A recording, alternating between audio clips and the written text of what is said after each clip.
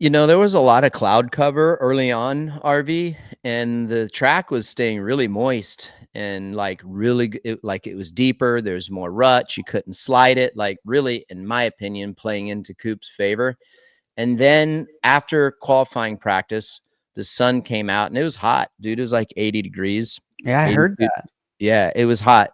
And then the track, started to dry out, get loose, and it turned out the exact way that you explained it. And I feel like it really took the strengths of Coop and how his bike setup is and how his bike works and where it works best.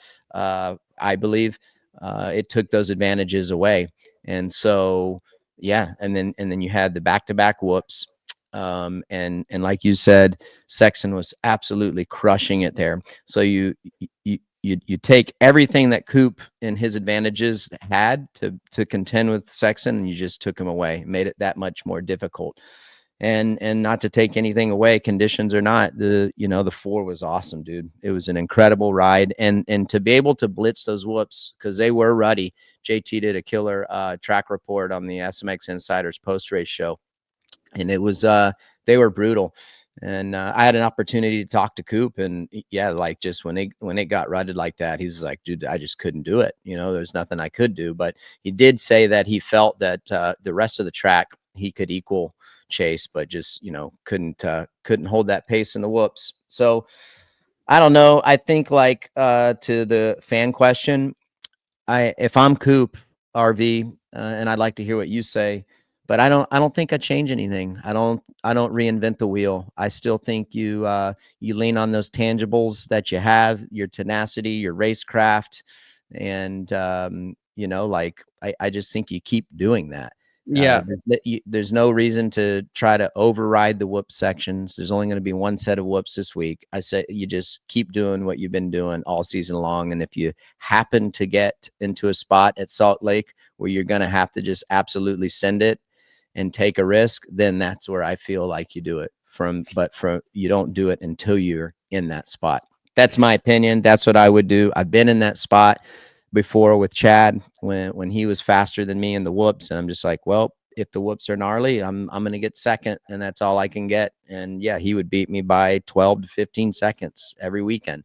And then when the whoops weren't gnarly, then those were the opportunities where I'm like, okay, shit, man, I got to get a win tonight, So that's what I would do. I mean, it's a short answer. I really think it's that simple, dude.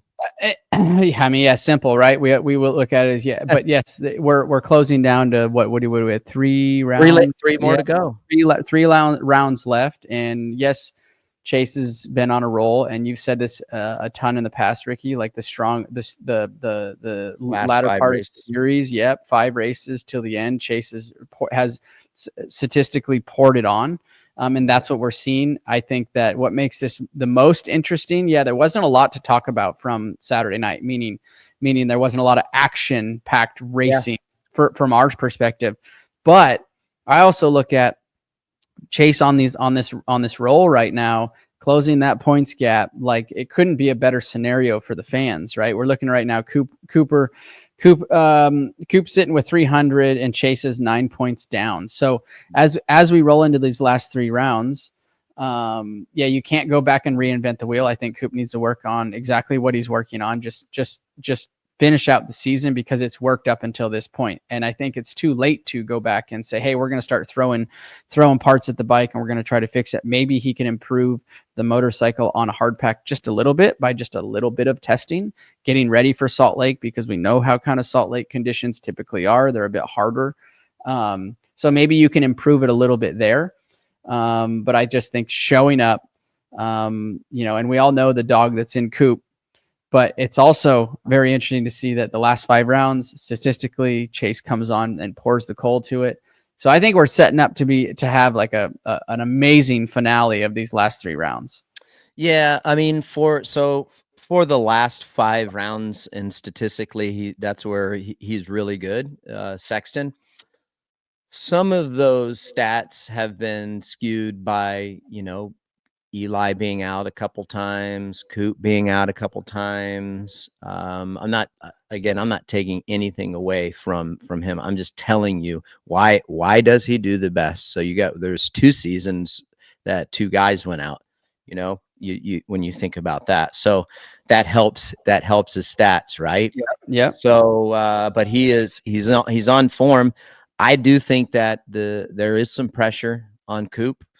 He's in a tough spot. I think if he's able to beat Chase one more time, then it's pretty much clear sailing from that point on. It looks like some riders are starting to lay down a little bit and ready to move on. Some riders are starting to, even AP talked about, you know, he's been riding some motocross, not as much supercross. It's just, you know, people are looking forward to the next Pro Motocross Championship, I think. So if he's able to beat him one more time, if Coop is able to beat Sexton one more time, it's definitely gonna help him. But yeah, I'm with you, dude. I think he keeps doing what he's doing. Hi folks, Lee Diffie from NBC Sports here. If you truly enjoyed what you just watched, you can get more news, interviews, and highlights by subscribing to the Motorsports on NBC YouTube page. You can get it all, so go for it.